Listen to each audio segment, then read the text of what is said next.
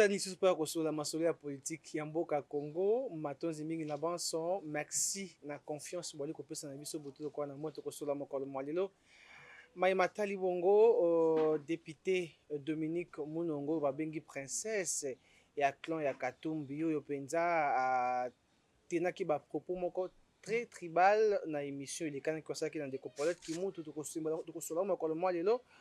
Pourquoi atokoki ko prêcher exemple te surtout na balobela bayimbo kokena makambo etali tribalisme ezali makambo moyi molongo bani te otoko telemela o ekolo Congo démocratique toko simba yango mokolo mwa lelo mpela moko tokozwa makambo mayempenza matali nkita ekolo Congo démocratique minéré mutungisi ya ba M23 na ekolo Congo démocratique elongo na ndeko Panther oyo bomesene kolanda buto kwa na moyi merci na bande ko Panther Info Télévision ndenge bwali kokoba merci na bande ko Info Télévision ndenge bwali ko mbutwa moko na mokolo na tombe na bino baso boyi bola monde ko Panther mbote mwana mboka ndeko Sylvain njete ndeko Panther mbote mwana mboka ndeko Sylvain bonne santé na ngolo nzambe ça va voilà toyo kozwa po mikolo ebele olobi te bandeko batuni boni ndeko Panther akoloba te eske nzoto eningani to nini te ndeko Panther azali toyo komona ye po ya kosola bapropos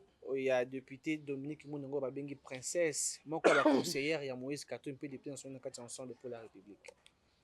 Omoni mwana mboka ndeko Sylvain na kozangisa te kopesa matondi na bakongomani baso tu oyo bazali de père et de mère baza conscient o ba kolanda biso na ngonga o pe consciente et na kosenga bandeko oyo nanu basabone te bana kosabone na ba chaîne eye lokola Panther Info Info TV na kosenga pe lisusu na bandeko bakozwa émission eye bana ko partager yango pamba te to ko panza nteke sango makende na mai politique imba koleka na mboka na biso Congo démocratique exactement motuna otuni ya mama soki pe princesse na yebite soki zabolo soki mongol et puis la dame a question na mona une photo na e azokwa na ko s'excuser te azakwa kizengira te o abenga ba mongol o be lima elima siko kizengira te tobenga ba mongol mama wana sokwa mongol donc mutu oza kwa mongol osala matina te batabona libota na zanga ba kizengi te so bolanda na famille mama na azanga bota ba kizengi te po ye moko akata da kizengi elongi ne refléter o azali soi-disant député soi-disant honorable mais pour nga ça déshonorable omoni mutu roi Katumbi tant tokoloba na bino Katumbi aza virus aza microbe ya Congo ba yike bandeko bele ba kondima te Katumbi ti akomi na niveau ya kosala clan ya ba mongol ba leka na télévision na etando eke en complicité na journaliste na bango Paulette Kimutu, je cite les noms. Oyo, après ce qu'on a dit, émission Anna, c'est la journaliste qui a provoqué. C'est comme si c'est ça qui mise à bouche avant. Oh, caméra. Oui, mise à bouche avant émission. Retourne à eux pour répondre beaucoup fuma maboé. Ça se passe, on est tous des journalistes. Alors, Kimutu, les Tchani, les Louara travaillent pour Katumbi. Bakia bimisa ole ba bimisa ta mutu normal azata na jolibilité kwa mutu normal ta beauté naturelle kwa nga te bakia bimisa mongol kizengi inabango a député mwasi lokola eke kotoye ba forme na yete aza princesse ya kinoki yango na omona butu azaka kitoko malamu na moyibo kizengi mongol zoba au Rolanda. Très bien. Soi-disant cette dame, si réellement si Azala civilisée, est-ce que atambona na Chine, atambona ba payer belé, o ezarake wenze mobima na Chine, ba koteka kaka mbwa na mbwa ba kolia mbwa.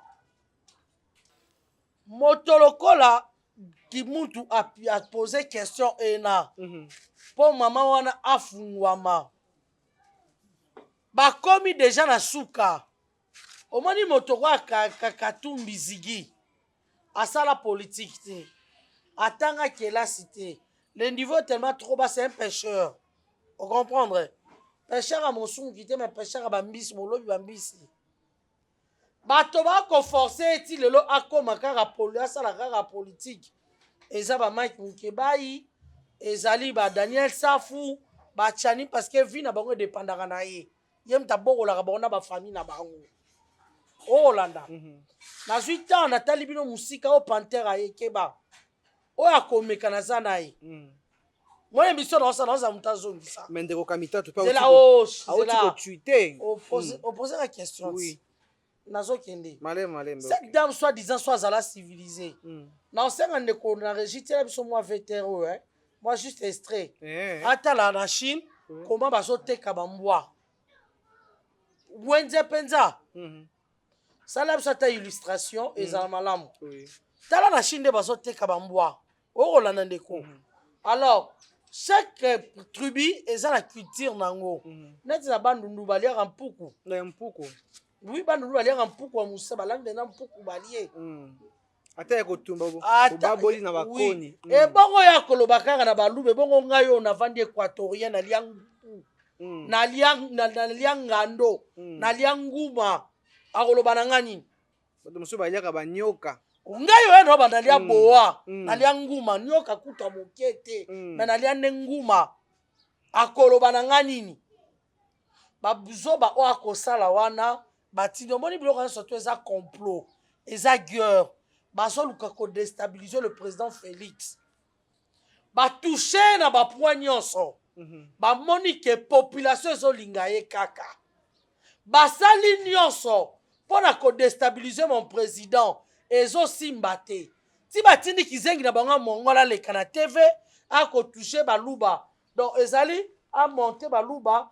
entre bango na bango de 1 de 2 mpo na ndaki Peter Chani lelo so fungoli tv beza grâce ya joa igf nokoni na Gilles Alingete travaille pour Fachi donc faut maximum il y a respect ya président pour ezaka Alingete mtapesi ovi po boyebani ye pas comme serpent 7 têtes Gilles Alingete yangana bo comme plateau ya télévision ya Peter Chani eza na déontologie te eza na ligne éditoriale te eza do bazo tambola kaka bongo ozo comprendre parce que na mi tuna nga na espace ya télévision na cause la fioto olobi mabe na cause la mokolo yango putule komata moi ba je ba basala bakasa ye soki boaba bakasa pe ba basi na bino te ba pe ba na bino te kasa ya lelo asa kasa ya lobi te keba ngai na kotinda biso to baka na mboka na biso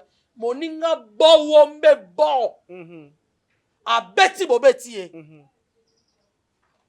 oyoki po biso ti tokokola baparent bazalaki obimi libanda bobundi bituma babeti ozongi baboli yo lokuta so ati oke kobunda zokisa po to tokofuta tokoli bongo oui babuzoba na bango bakosalaka wana juba omeke Équateur baolapa et puis babake Équateur na bakasa to abatomoko Équateur na batabandundu to abatomoko Équateur nani bataba Congo toza batomoko Équateur na batamaniema batomoko le Congo ne sera jamais visible soki le Katangé Katumbi achebino machacha pourquoi kaka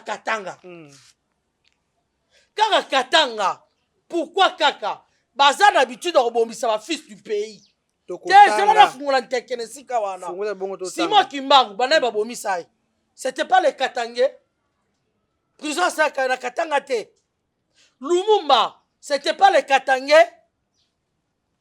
toujours kaka ba Katangé toujours kaka pour ni bino mondeka ba fils ya pays boni boyko les Katangé ne sont pas des extras oyoki basa ba extra congolais te le minéral za kuneza bango te za biso nyoso affaire propos séparatistes et tribalistes. Olivier Kamitatu défend la princesse Dominique Monongo. Pour Olivier Aza lèche bota Katumbi, c'est normal. Kamito toza lèche bot ya Katumbi en défendre teneni na maman na mongomol soki ya mongol asa lèche bot ya Katumbi. Mais est-ce que qu'est-ce qu'il y a à voir entre Katumbi oh tiens la biso illustre la biso photo so ba wanga na te photo angwana ba propose aza conseiller à Katumbi cette dame ya mongol soki ba propose zaki malamu omoni mama o pona ngai ndeko na ngai Israël Mutombo asengaki cette dame a retiré ba propos na ye na ndimita ko retirer pona nga cette dame ba plainte ese belé déposé contre ye ba déposer ba plainte kili il faut mwana mwasi wana bakanga ye ino senga procédure olongole immunité parce qu'elle a dit exactement il faut bakanga ye oyi bakatange baza wana batindaka baza ba problématique car bango babimisa biso Kabila toka na kanda na bino bo viva bino bo viva et comment mina sema na chonga na chuka we biso to pena eza l'Équateur no bo finga Kasai Équateur biso to na pauvreté kanambe na bino Hippolyte Kanambe na tie bino misapi abomba biso nyoso tu banzala no tala Équateur déjà sous-développé tala Équateur déjà sous-développé non seulement Kasai bandundu kutu baza ba complice ya Kanambe bapesaka Kanambe maboko. Je le dis parce que na kabolite moi ma mère du bandundu ma mère du bandundu asa mungongo ya masimani madana yebi angote ma mère mama boti ngai famille munzambi bazolanda ngai partout ba yebi ma mère du bandundu.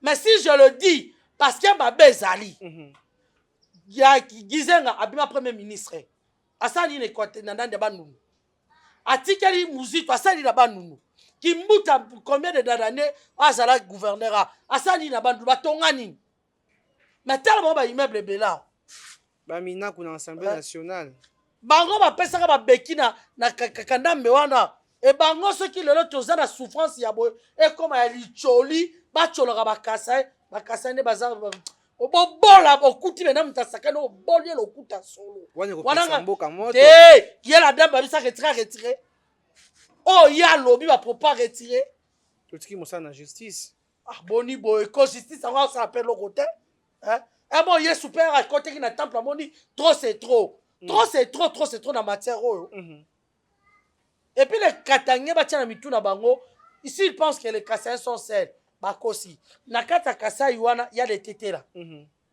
banoko na biso ba tetela ba kuna ba se laisser faire ti les Kasai ya les lubakati na kata ba Kasai wana ya le bakuba na kata ba Kasai wana ya ezana ba ndani otobengi bashilele basonge bazebele o bango bani ba meka te baza estrate na kata Congo.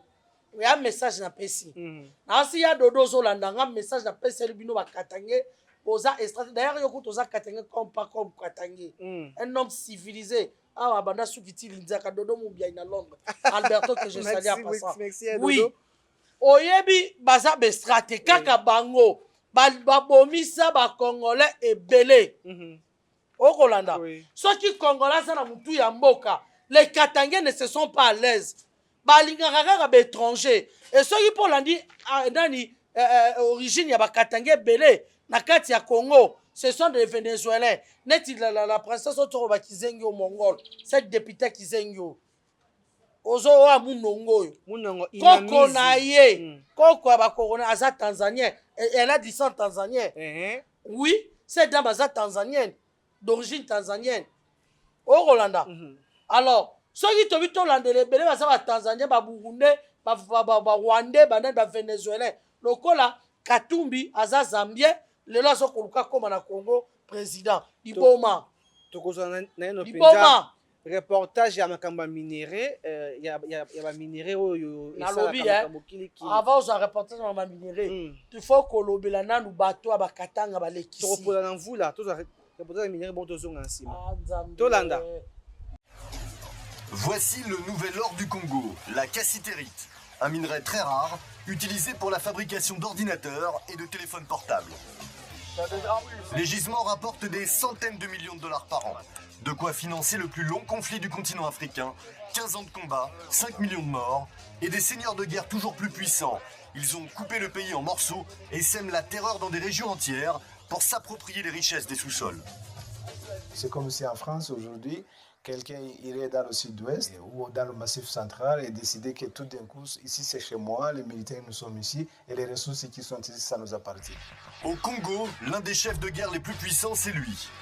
Le colonel Sami Matumo, le roi de la cassitérite. Il s'est construit un empire au nez et à la barbe de l'État. Son fief est au Nord Kivu, une région où pullulent les groupes armés et où les combats font rage. Sa base est à 130 km de Goma, la capitale, la ville de Walikale. En route pour son territoire, il n'est accessible que par avion. Au sol, la zone est trop dangereuse. L'atterrissage se fait sur une petite route, puis il faut marcher 2 jours dans la forêt. Sur le chemin, on croise des porteurs surchargés. Et surtout, les premiers hommes en civil du colonel Sami. Premier barrage et première raquette. Et quand il y a les porteurs qui passent, vous faites quoi avec eux? On paye 500 francs, 500 francs. Ici, ils payent 500 Oui, francs? ici. D'accord. C'est obligatoire pour tous les porteurs? D'accord. Le passage 1 euro, une taxe qu'ils devront payer 3 fois sur la route. Après 30 km de marche, Bissier apparaît. Une ville champignon de 20 000 habitants, construite il y a 5 ans autour de la plus grande mine de cassitérite du pays. Bienvenue sur les terres du colonel Sami. L'homme règne en maître chez lui. Il est à la tête d'une bande de Maï-Maï, des guerriers traditionnels congolais. Plusieurs centaines d'hommes en armes que l'on appelle la 85e brigade. Pour tenter de contrôler cette milice, le gouvernement l'a intégrée à son armée régulière, mais sans succès. Sur le terrain, elle n'a qu'un seul chef, le colonel Sami. Commandant 85e brigade. Le colonel Sami nous reçoit. À 30 ans à peine, il est devenu le seigneur de la région. Plusieurs ONG internationales l'accusent de terroriser la population. Les charges, pillages, violences et même meurtres. Gueule d'ange, trick et téléphone portable à la main, il réfute et affirme n'être là que pour le bien de ses chers administrés. Ici, la population nous fait confiance, car notre mission, c'est d'assurer la sécurité des travailleurs et de leurs biens. Il existe de terribles accusations contre moi et mes hommes, mais elles sont fausses. Ce ne sont que des rumeurs. Et si certains de mes hommes sont coupables d'exactions, je n'en suis pas responsable. Ce n'est pas moi qui leur donne ces instructions.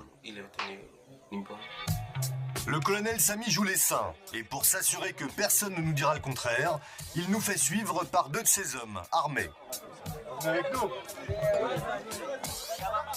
Voici son trésor de guerre, une mine à ciel ouvert sur la colline. Ici travaillent des milliers d'ouvriers, sous l'œil vigilant des soldats de la 85e brigade. Les mineurs, très jeunes, plongent dans des trous creusés à la main, sans aucune protection. Ils restent au fond 48 heures au minimum, pour un salaire misérable, 5 $ par jour. Et toi, le blanc? Regarde, quand je sors du trou, j'achète une bouteille comme ça pour 1 $. C'est très cher. J'ai même pas mangé, mais je l'achète quand même. En surface, personne n'ose dire du mal du colonel Sami. Il n'y a qu'au fond du trou que les mineurs se lâchent et racontent le racket organisé de la cassitérite. Auparavant, il nous demande là-bas rapporte 1 kg. Si vous avez apporté 10 kg, il nous demande 1 kg. Si vous avez apporté 50 kg, il vous demande à même 5 kg. Même 10%. 10%. Et ça, c'est normal, ça? C'est pas normal du tout. Parce qu'ici, il y a beaucoup de dangers. Dès la sortie, les creuseurs doivent lâcher un billet à un soldat. D'autres attendent un peu plus haut. Ah, c'est vous les autorités de la sécurité, alors? Nous sommes ici pour eux. Ouais. C'est la raison pour laquelle notre présence est ici pour essayer donc de garder. C'est ça, ils sont ici pour vous, c'est ça? La mine rapporte 10 millions de dollars par mois. Le colonel Sami touche 10%, beau salaire pour un militaire. Mais ce joli pactole lui sert surtout à financer son armée privée et faire régner la terreur chez lui. Exploitation moko impossible, il y a kita école Congo démocratique oyo ekosala ba ordinateur ba téléphone makambo ebele général moko akanga ete bona kuna banketaka te kuna bakotaka te kuna basimbaka te ye nde mokonzi nalobi général yango aza nani aza ekolo nini mais balobi c'est un congolais c'est un congolais soko olandi général aza moto abami na se makunda na divise te mpo bango nde babandi mabe il faut okenda pongo piken mabe na moto abandi mabe le président de la république mon président grand frère nanga aza rassembleur abeti bino bakara boseba mabe ebele banda badétruire mboka c'est pas les katangé l'exploitation banda ndio badétruire mboka ce sont pas des katangé des katangé qui ont détruit ce pays à 90%. Papa? Alors, soko quelqu'un na guerre wana na est, kaka bango bakufaka massivement, balamukaka massivement, bafotaka massivement, basaka bango surtout massivement. Mokonzi mort aketi na niveau ya côté état de siège. Place to koyeba ba vérité. Oye pelisi mboka moto. Oye pelisi moto parce que bango na bango moko otala na du genre ya bato baza normal. Ozo kobomisa bandeko na yo pour s'enrichir. Ngara kokate de goma walikale pour côté pa ba ko exploitation faut ça 12 jours dans zéro tambola ka be ko tambola nzela musu ete ko be makolo kaka makolo kaka bango na bango et puis exploitation na baza kozongo illégalement avion bino no comment tala ndenge avion kita na moi prince moke pour e ko sala ni peut que de kozoma minerai et kozoma minerai pe et matière kei deuxième ayebité et l'autre côté mototé service moko te ayebi donc on a quoi payer à part dans monde à part et puis ils ont toujours voulu que eza la bongo mais beaucoup si tel est le cas cherchez ailleurs pas le Congo ne sera pas indivisible même un centimètre à Congo on sera toujours ici oh biso tokati katambo mekate vous aurez tout le Congo na bino. Vous aurez tout le Congo na Congo na bino. Voilà. Babavir ya boye, on m'a dit babato yo, ngala benga ba inconscient. Tu trouves pendant un général, pe bozo tika na bino ye, abombaka na ye batu pa contrôler territoire. Na mandé à tenir na bango moko basali ya ndenge na bango. Un état dans un état.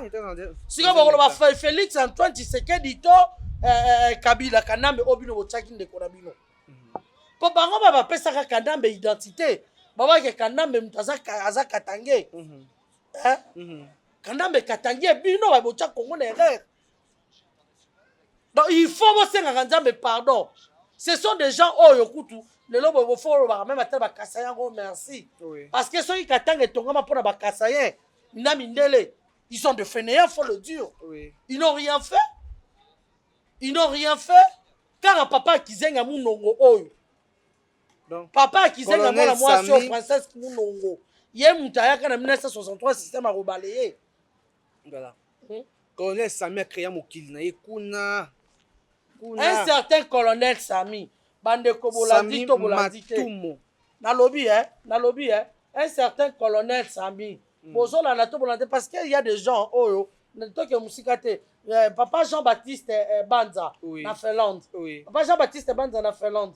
Bino ba bo côté les mabolobité balobate non ini mais bango azoti na message pour votre information au moment oyo nazo biso TNT qu'on a plus ou moins 400 chaînes na 400 chaînes batuana basali bazana plus ou moins 150 chaînes ya bango moko OK ne ba Salama TV Maman Olive na Olive ozonga ba Peter Chani ozonga dans bango na bango biso to singa no kaka espace to polemvula to panza bosungande ko pater parce que mbula ngo to ko pola mbula ngana yo eza pona mboka mais to polimvula pona mboka on est prêt je suis prêt à tout merci on n'a pas le choix merci tokuta na mikomi aliko ya na bande ko baso to festival merci beaucoup bon continuer ko s'abonner ko soutenir biso ko za malamu mingi en tout cas merci couple Madongoma la patronat motema papa Fiat Ngoma merci ma gros coucou na bino mbula mtekati biso émission mbula kala mbula to en tout cas on n'a pas le choix Marie-Claire Chango grande sœur propre